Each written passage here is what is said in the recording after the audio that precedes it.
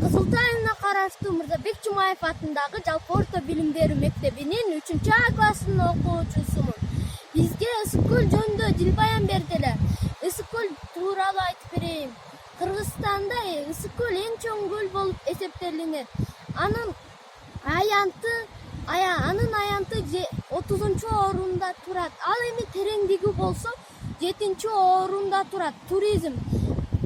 Ысык көлдө абдан көп туризм бар. Мисалы, ысык көл абдан ажайып кооз. Ысык көлгө көптөгөн элдер келишет. Ысык көлүбүзгө мен абдан суктанам.